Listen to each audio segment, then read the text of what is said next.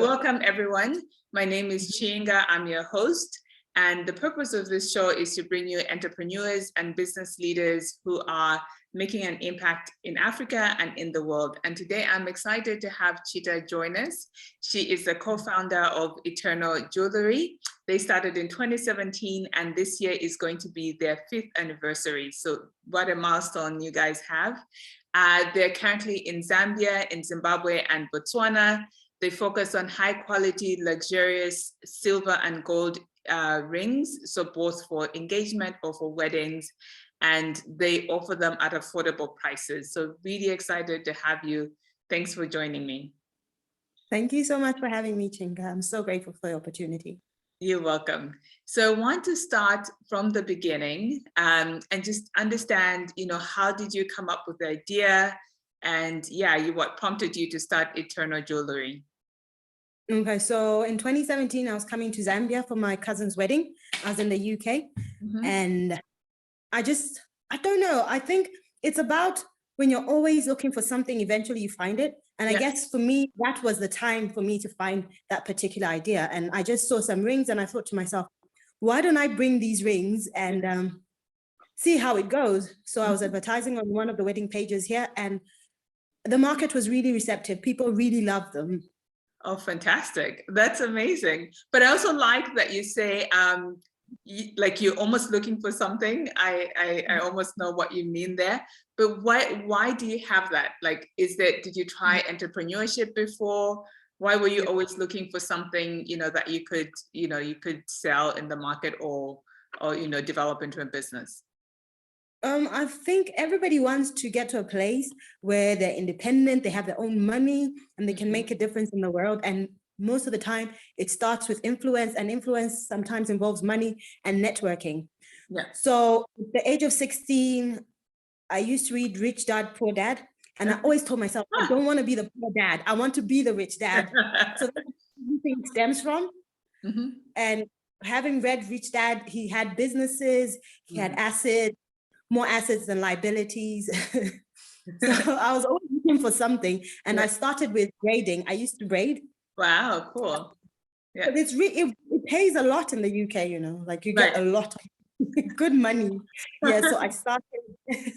And then I actually got funding to start a saloon or a salon.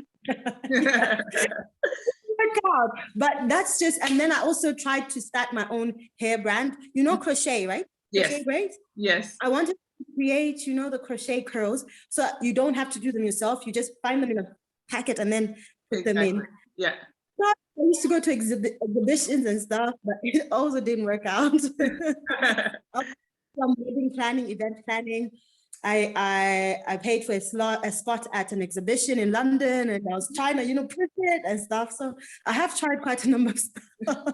Yeah, no, that's fantastic. But so that's amazing. So then what did you do? So now you've come to Zambia, you've advertised on pages and you see there's an interest because you brought those, rings from out of Zambia, and then you decided then to create something in Zambia. And I know Zambia is rich in minerals, so it's kind of odd in the sense that you're bringing them from outside. Can you share a bit more about that? Well, for us, because our target market at the working class, if I should use that word, people that don't earn like a huge amount of money, and actually that's most people, in the world. Not everybody's at a point where they're earning a particular amount of money and they're well off, but not too well off, but not doing too badly either. Right. And that's our target market. And the rings that we make for those people in that target market, most of them are not like natural gems or natural stones in order to keep the price at the point where they're happy with their case. Right. We do customize for people who want amethyst, citrine, all that kind of stuff. We do. After I discovered that it was a huge thing, I actually brought a number of rings when I came. Yeah. And before I left, they were sold out. So I'm back in the UK, I have a job because I'm a town planner. Right. I have a job. What am I going to do with this? Yeah. But the natural next step was to make this thing bigger. one way was to bring more stock into the country. And that's when I got to know more about sterling silver, cubic, more designs. There's a brand that does similar pricing in the UK. And I was able to source from them. Okay. And then I'll bring it into the country. And because I wasn't physically here, and I didn't think I would be here in the near future. So I started thinking, what am I going to do? How am I going to execute this? Right. And it so happened that I have a friend of mine. She runs brides in Zambia. Yeah. She took me to advertise, and we just started getting along, and it was amazing. And then I thought, this is the perfect partner. You know what I mean? Yeah. She has a platform. I had the idea. Yeah. So let's do this. Wow. Yeah. Fantastic. Wow. That's so amazing. Yeah. And to think that, 5 years later, it's thriving and in different countries. But maybe when you first started and you were building up the business, what were some of the challenges that you were facing? The main challenge is that in Southern Africa, real jewelry is considered jewelry that has natural stones and has gold. Right. And even though the status, that used to be the status quo, it's at the moment, it's changing.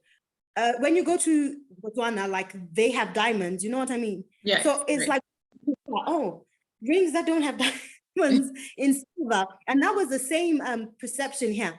We used to come across the one question people would ask, do they fade? Are they genuine? Do they fade? Are they genuine? And it was a big challenge, a huge challenge. And we had to educate the public, our market, and say, this is what they are. And obviously, as you grow and as the years go by, it's better because people can testify that I've been wearing the rings for this long, you know what I mean? Yeah, exactly. But that wasn't the case. We had nothing to prove our legitimacy. Yeah. It was right. And I think I've heard that from other entrepreneurs. It seems like whenever they start a business in Zambia, they spend quite a bit of time educating people about what it is they're doing. So yeah, it just seems like a part that, as other people are thinking of starting business, you may actually need to educate your audience on what it is that you do or how it will work. The other part, so you talked also about, having a co-founder, and you were aware, I think you were in the UK at the time, and your co-founder was in Zambia. So I think that is great to have someone that you can work with. Maybe also, I think you talked that she had a platform, and then you, of course, were supplying the product. So that's very much, a good match. What about in terms of finding other employees working for you? How easy was that, or was that challenging? I think like when you're starting out in business, you have no idea what you're doing. You're scared. You keep asking yourself, am I doing the right thing? Am I doing the right thing? So the first time we started looking for an employee. So what we did is, my friend was in Livingston, and obviously our boss was Lusaka, and my aunt had a store on Cairo Road. So we used that store to stock our stuff, and then people would come through. And then there came a point where we had to change premises, and we had found a place on Luvambe Road. Yeah. And now we're like, okay, so we need an employee.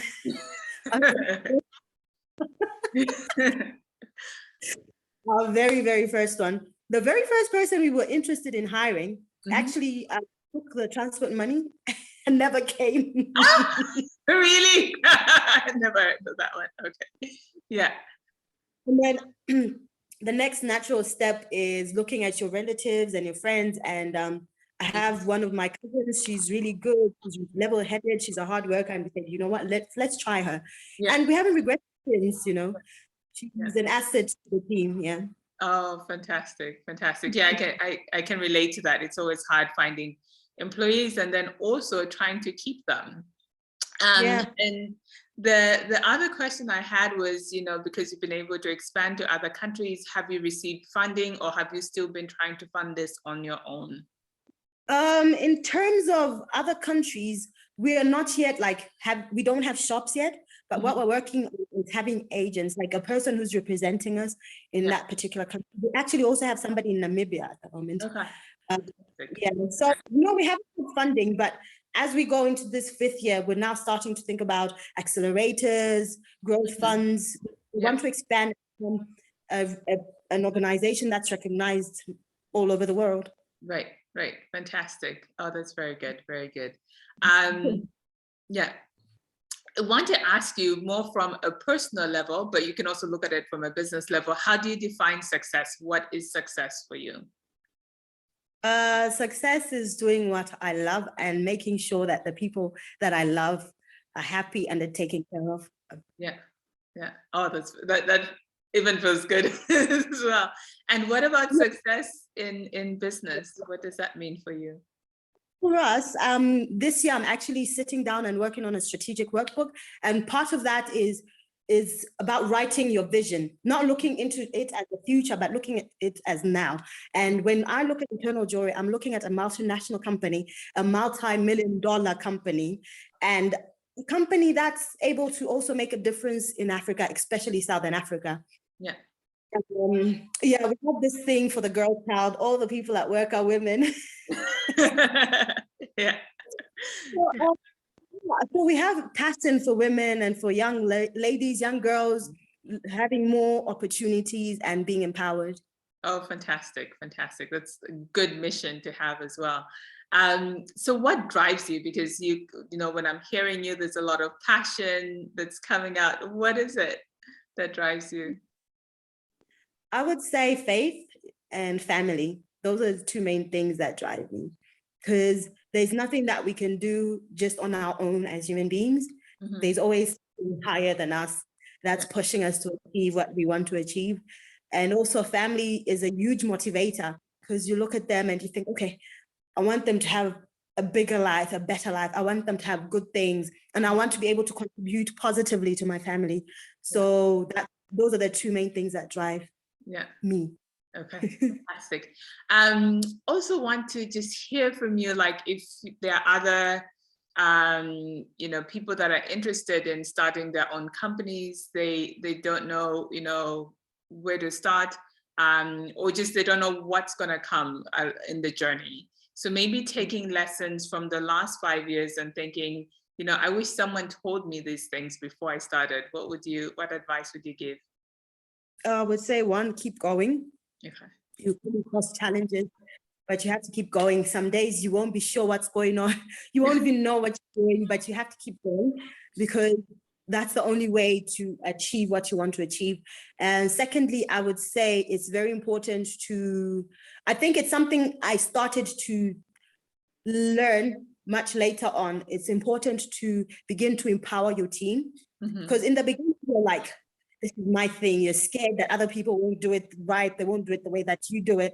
And then start to realize that, okay, I need a team. I need a team to build this. I can't do this alone.